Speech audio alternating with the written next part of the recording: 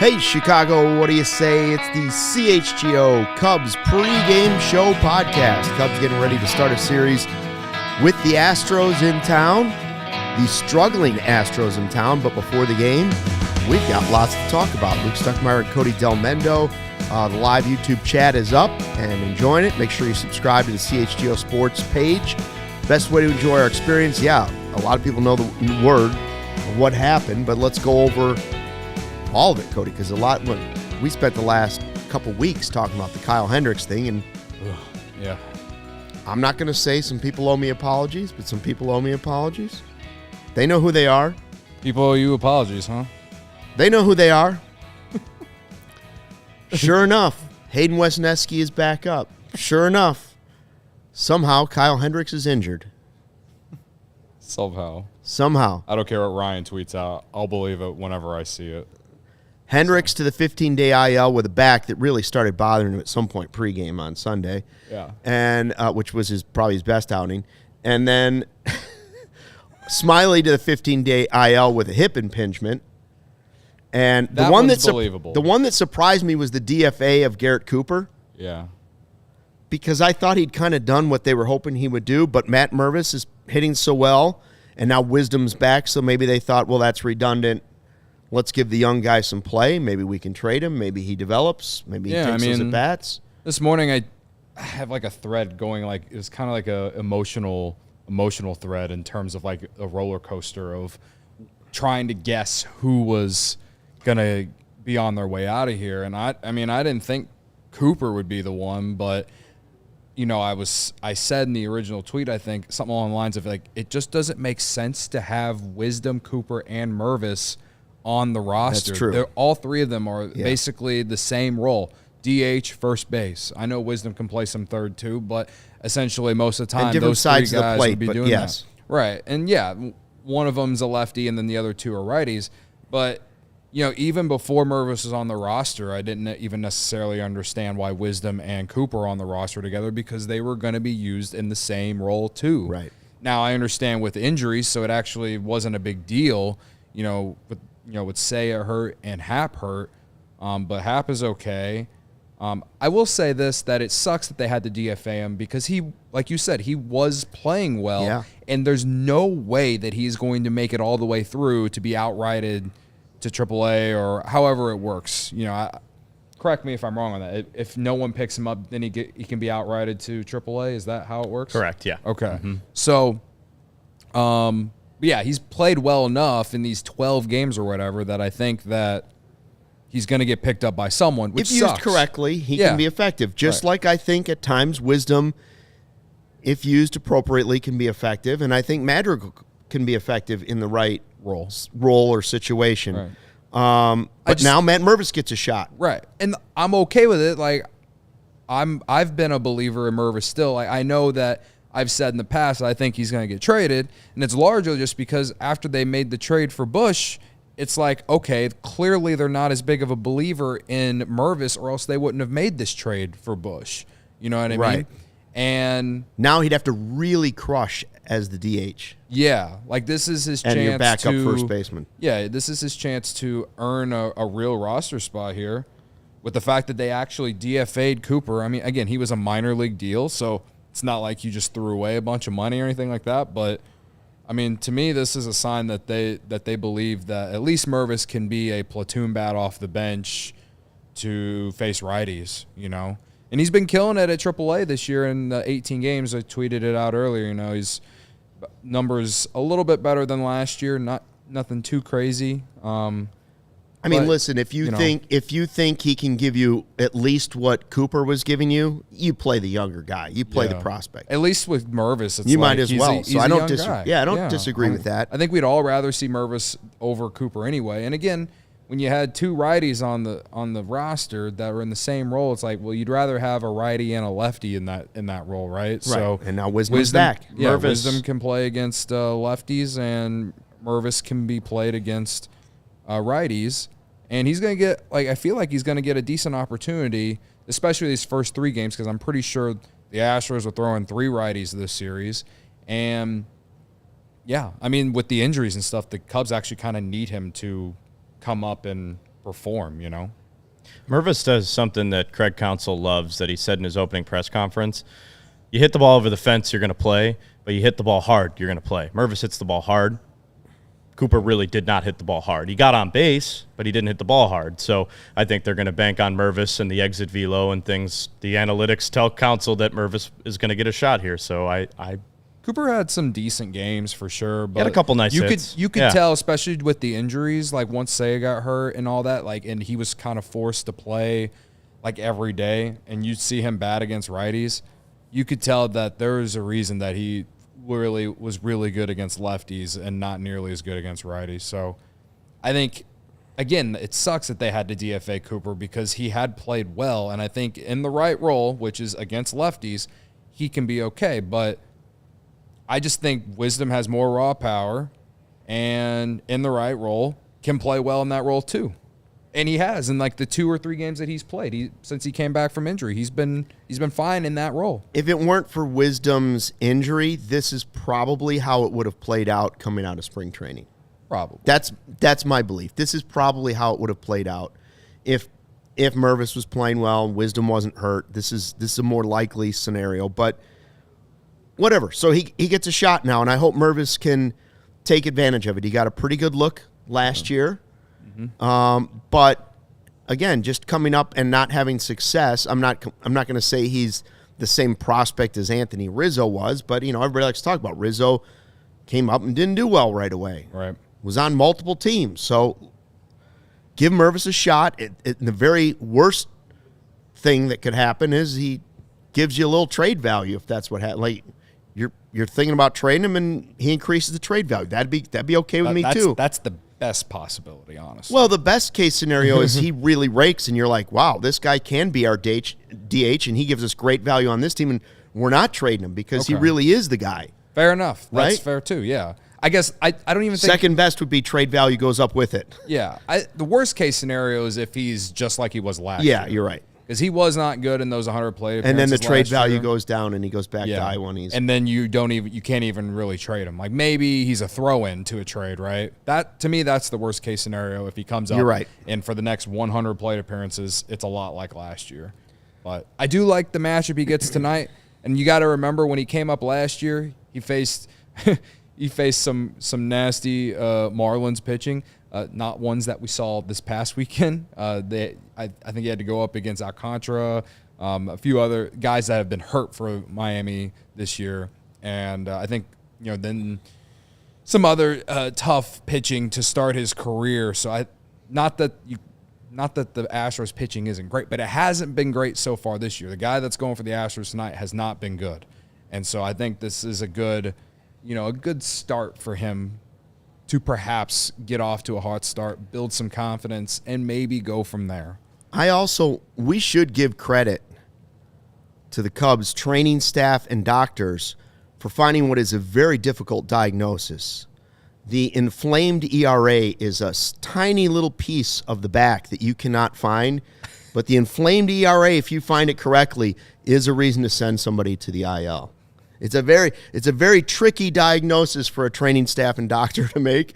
But when you find it, then you got to say, this is multiple MRIs showed us. There it is, the inflamed ERA in the back. So we both agree that this is a phantom IL. I'd Hendricks. be surprised if he might. Every player's got a little something that might be sore, but yeah, I would assume this is phantom. I don't think his back was bothering him, and that's why he hasn't pitched well. Mm-hmm. I think this is what we've been talking about for a week. You got to find a place. Skip. You're not going to DFA the guy. Mm-hmm. That's crazy. Do you think talk. this is more of like them skipping two starts? Yeah, but you gotta have somebody else. The pitching staff is so thinned out right now that you've got to have somebody else come up. Sure. Kyle, how's your backfield? I feel the ERA thing right here. It's a little tight. The ERA thing's it's a little that seems ballooned on me right now. Like me, might be inflamed. You're right. We're gonna put you on the 15-day IL. Yeah. And I don't know how long that's going to be, but let's see how the guys do and what he figures out. I still believe Kyle Hendricks will be a valuable piece to this Cubs team this season. I believe that. Oh, so I also think that this is the right move at the right time, an appropriate time. I don't disagree. I don't disagree at all. I think Kyle probably agrees. Yeah. You know, his competitiveness probably wants to try and pitch through and figure it out up here, but he also realizes the results haven't been good enough, and so he's getting paid a lot of money. That's something like, what is it, 16.5 for him and 10.5 or 11 for Smyly? It's a lot. It's a lot of money on your injured list right now. Yeah. Throw in Steele and say now, you got a lot of money on the injured list. Smiley's injury is hip impingement. Whatever that means. I think that could be legit. Yeah. No, I don't disagree. I'm saying I'm confused in some aspects because in the Sunday game, he was in the dugout and the trainers were looking at him. They showed it on the broadcast. And then he still came out to pitch whatever inning. I think it was his last inning in which he didn't even get out of the inning. He had to counsel end up coming to get him. And it's kind of like, is that the issue? Like, why did you let him go back out there? And so that is what it is. I'm sure Ryan will be able to give us more information at postgame, but that's my only question about that. In the grand scheme, it sucks just because he'd been so good out of the bullpen this year, I felt like. And, yeah. Who's in the live YouTube chat that just said, Stuckmeyer, you wanted 17 more starts from Hendricks? Tyler, before we set him down. That is not true. I just said do not DFA the guy. Yeah. You can't DFA him. Starting pitch. You need as much starting pitching as you can. Mean, maybe you get to a point somewhere in the season where you're like, Kyle, this is it. What do you think? And you'll be like, okay. But in April, you're not going to DFA a guy you're paying $16 million. Right. If Ben Brown, Brown is still throwing the same velocity that he was throwing last year. Yeah. If Ben Brown gives you 4 or 5 more electric starts and he's great and you want to maybe dip into the AAA, grab another guy who comes up, then it's time to have that talk. But that's a luxury, and with rookie pitchers, that's a big gamble. I don't think you're dropping Hendricks yet. Ryan pointed out in our Slack that the Cooper thing also opens up a spot in the 40-man. So that's another benefit of putting him on DFA. If you think they're the same guy, you don't have to be taking up a spot. So who could that be? I don't know. We'll find out, but, dream big, maybe. Put Kate Horton on the 40-man. June dream 1st. Big. June 1st. That's how you dream, brother. Dream big, baby. That's what I was going to ask Ryan. June 1st. Yeah. As not reported, just said. Bye. And by the way, was said by a friend of a friend. Friend of a friend. Yep. Somewhere. Again, I know when I said Hayden Wesneski be back quickly, he just had, he couldn't pitch for a couple days. What a spin zone that you're giving other people here. Somebody out there on Twitter was like, I disagree with you, Luke. I disagree wholeheartedly. They're stretching him out. I said, no. You don't pitch like that. And the manager doesn't say all those great things. And they're like, that's the pat on the back. As soon as you're ready to come back, we'll get you back. Yeah. Well, and there if you're talking about someone disagreeing with you about, like, I'm assuming you said something about how Wesneski. I just said Wesneski's going down. Don't read too much into that. He just threw a bunch of innings. He can't pitch for a few days anyways. He'll be back quickly. Yeah, okay. And he's back quickly. Yeah. Sure, it's potentially, allegedly, another injury, but they found a way to bring him back. I'm curious what role they use him in, because Smiley's on the injured list That's too right. now. Yeah, so is he going to go into Smiley's role? Is Ben Brown going to go back to being a starter? Right. And they had told us they were going to stretch him out at the beginning of this, after spring training, into a starter, but things have changed a little bit. Yeah. So what if he's the Keegan Thompson role from 2 years ago? Sure. Obviously, and we talked about it yesterday, Wesneski's problems have been getting lefties out. He got torched by lefties last year. And his appearance against the Diamondbacks, I felt like he did well against righties. Overall, he was pretty good. But, he kind of got lucky against Jock Peterson. Jock Peterson hit a rocket off him that went right into Michael Busch's glove. That was probably the only hard hit that I remember him giving up in that appearance. It's been, It's been almost a week since then, so it's hard to remember. But he had a good appearance, so he's definitely earned another shot. So I'm just curious to how they're going to use these guys. I don't know what is the best route. For me, you stick with the hot hand. Brown's been good in the rotation. Right. Wesneski showed to be better out of the bullpen than as a starter. The risk with that is, again, and I've said this before, I don't know how many innings they want Brown to pitch this year. But, again, he is the hot hand right now in terms of those young pitchers, so might as well keep riding it. So, we'll see. This Tyler guy doesn't like me. He wanted me to say things I have never said. He doesn't like me in the chat. He's trying to say, you wanted him in the rotation. Yeah, I said, you got to give him at least another start. That was Sunday. And then I was like, if it's one start, another start, that's okay. You just don't DFA the guy. Yeah, and this is the scenario exactly as we've been talking about for the last 3 starts for Kyle Hendricks. I don't know how long the leash is, but sooner or later you're going to have to find a way to get him right. And it can't be necessarily just – you can't give him 3 months of pitching like this, right? Right. So this is what they're doing. I do think he'll be back in the rotation before the end of the season. Now he's calling you a liar. I do think so at some point. I don't know what to tell you. I don't want the end of his tenure. It's possible I'm old enough that I forgot what I said, but I didn't. Yeah. I don't want what we've seen this month from Kyle Hendricks to be the last memory that we have from him. I don't think it is. I don't think this is a 15-day IL that will lead to he never pitches again. It's not what it is. Okay.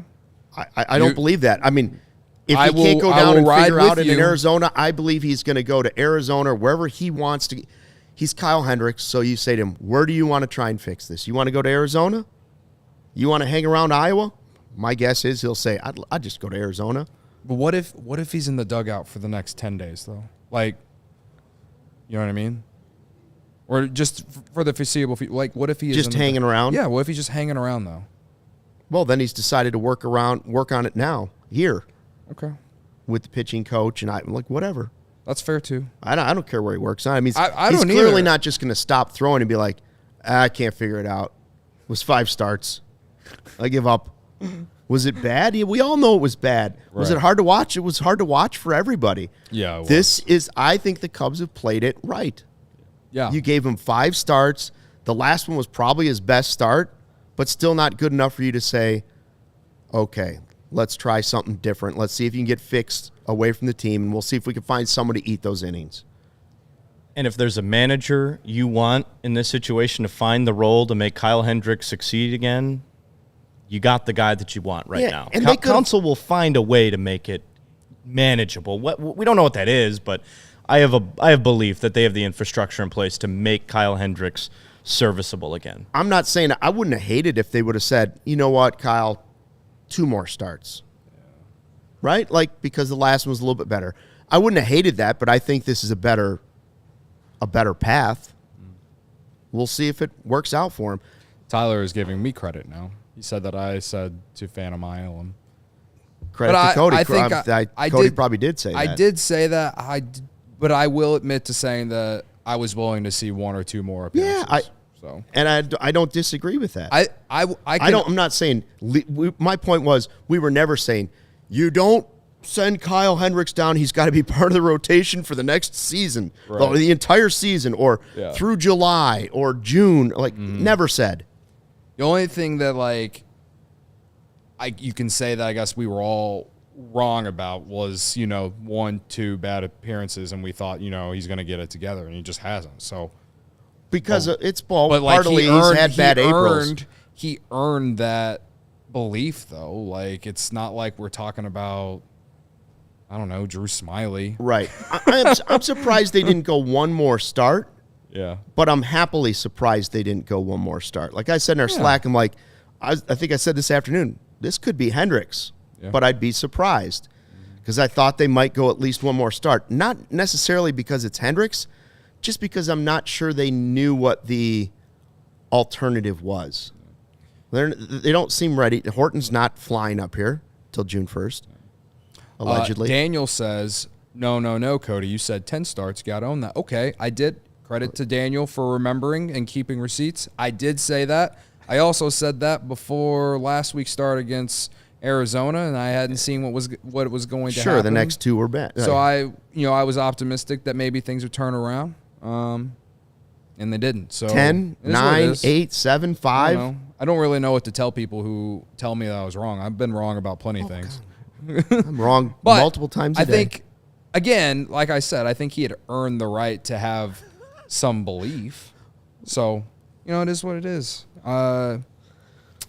Hey, you know what's not debatable? That we got a big draft party coming up on Thursday. Are we all locked in for this? Did you see the Caleb Williams, Roma Dunze on the same flight today, going to Detroit? I saw people retweeting it, yeah. And then Caleb Williams gave either the peace sign or twos, and Dunze either gave a W for Washington, or was it 3, as if, hey, we're the next version of Jordan. Was it the 2-3? I don't know. But I hope they're as good. I hope together they're as good as Jordan was. or a portion of it. Seems like that's the way the Bears are going, right? Seems like it's going to be those two. For the sake of our happiness. We know it's if Caleb. If Dunze's there. Yeah, I seems think like it's if you had gotta to be ask him. me what's the most, and again, I have no tie to this, but we all know it's Caleb Williams. Yeah. If you had to put your money right now and say this will happen when the pick comes up at number 9 for the draft, what will happen? I think most people, after listening to enough stuff right now, would say if Odunze is there, he will be the pick at 9. I think he's the odds-on favorite right now. Because I think he's the most likely guy to still be there at 9. Now, if you told me Alt and Odunze are there at 9 now, I don't know what the decision is. I don't really have an opinion. I just hope they don't fuck it up. Just get it right. Just get it right. Amen. So Thursday and Friday, I have always been as optimistic as you possibly can about the Cubs, but I'm completely reverse. I am completely reverse with the Bears. I'm like Godfather when it comes to the Bears. So Daniel says he thinks they're going Jared Versa. I believe he's the Florida State defensive lineman.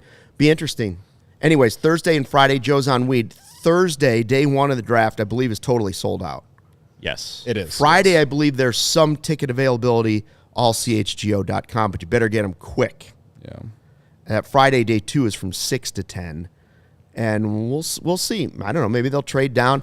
Trade down, is that second most likely option? I'm just saying if it was my money and I had to say this will happen at pick 9, and I had to put a player's name down, I would say Odunze.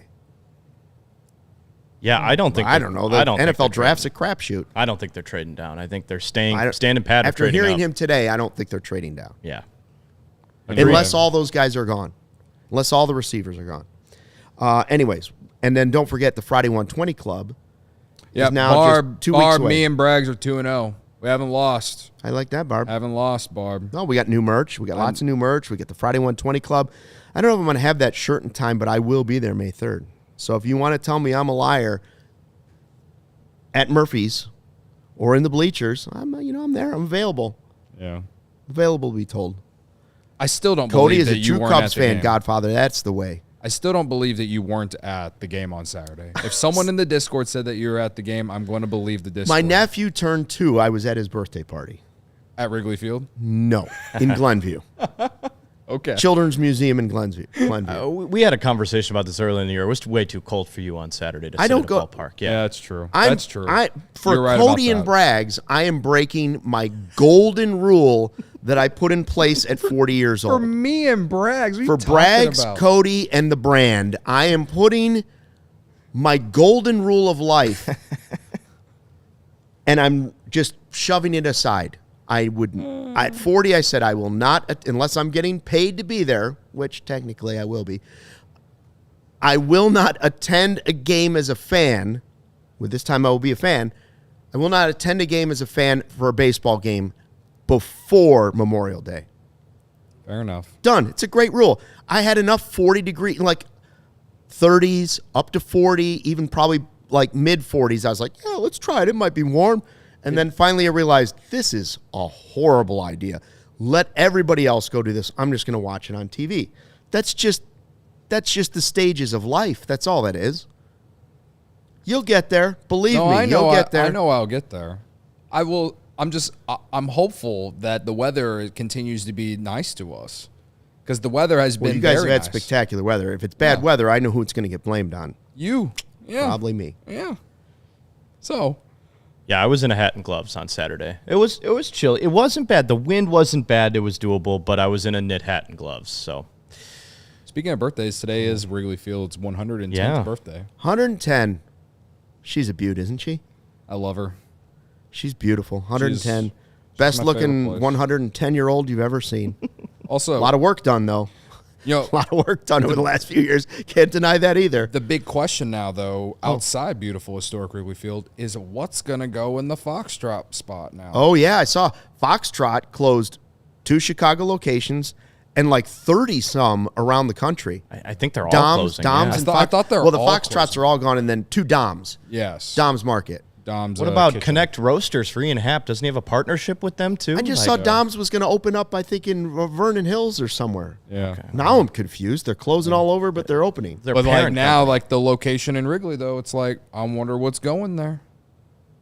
Ben Zobrist was just in there the other day getting coffee. He put it on his, Foxtrot? he put it on his Instagram story. What would you like to go in there? Maybe we save that for the post-game show if it's a bad game or a rainout.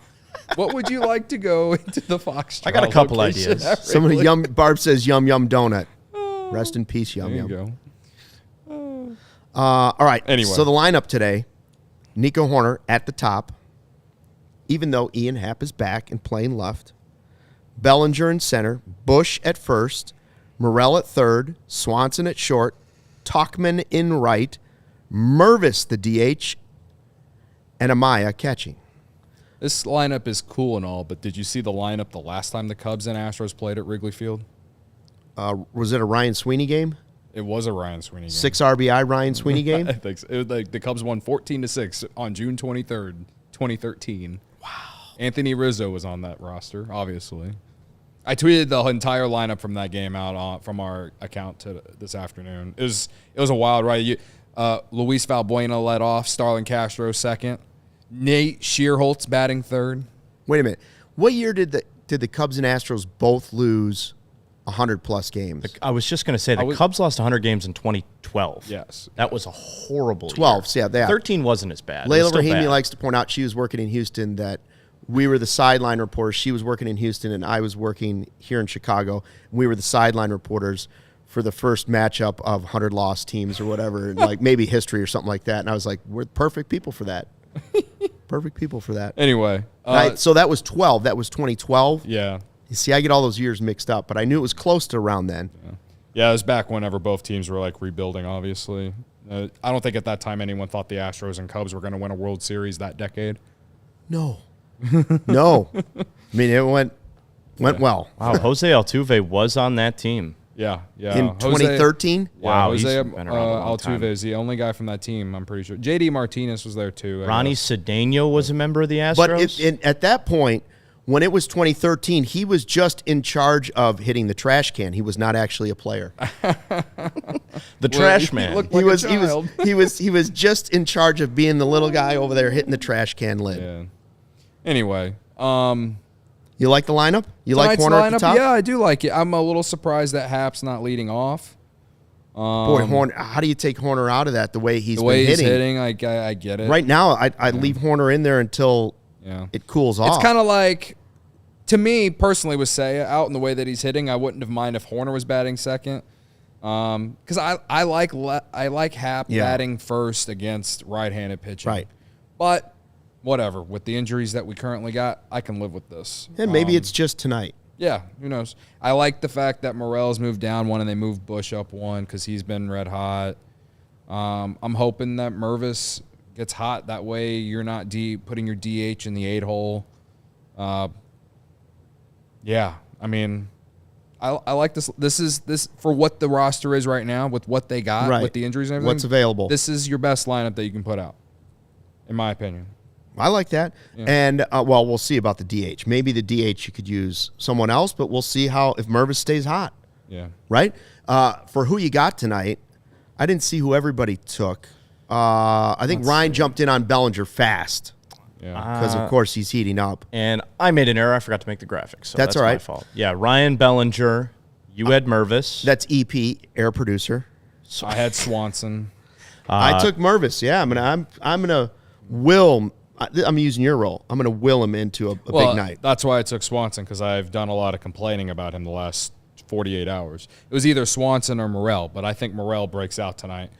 And I don't want to take credit for everything. So when Morel breaks out tonight and Swanson also breaks out tonight, I'll take credit for one of those things. And when Mervis hits 3 mashed taters, you'll say credit to me. Yeah. Wind's blowing out tonight. Wind's blowing out. You know what the weather's perfect for? A hot plate of mashed taters. The lock of the night, Nico Horner over 1.5 total bases. Oh, I like that. I do like that. You know what I don't like? Those dark clouds I've seen in the sky tonight. Please, please, please, no rain. Oh, yeah. Put it out there. It looked, please. It was nice on my drive over. So, Yeah. I was talking to our meteorologist over at WGN today. He said 3 to 8 o'clock is the window. Yeah, but it's not Skilling anymore. No, but great guys. They know what they're doing. They got a million Paul computer Conrad, I models. trust. I trust Conrad. Let me tell you. You know, Conrad's not even a meteorologist. No. I'm sorry to bust toss you, Paul. Yeah, he's just the weather guy. Yeah, right. Yeah. But he knows what he's talking about. Oh, yeah. They got I wasn't a meteorologist either, but people believe me. It's going to snow in Marquette, Michigan. Just look at the computer model. It tells you everything you need to know. Paul Conrad is much better looking and much funnier than I am. That much is for sure. Much more talented, too. Anyway. All right, thanks for checking out the Cubs pregame show. It's Jordan Wicks versus JP France. Right. JP France really struggled. Wind's blowing out, take advantage. That's all I'm saying. The Cubs should put up 5 runs tonight. At 5 least. runs. Minimum 5 Yep. with a Mervis homer. That's what I'm asking. I'm asking for 5 runs tonight, and I'm asking for Jordan Wicks to somehow, some way go 5 with the wind blowing out. Herrera's at the game. He'll join us hopefully in the postgame show. We're here for a full hour after the game. Hope you'll join us then. Until then, please be ready to fly the W. We all silly like the mayor.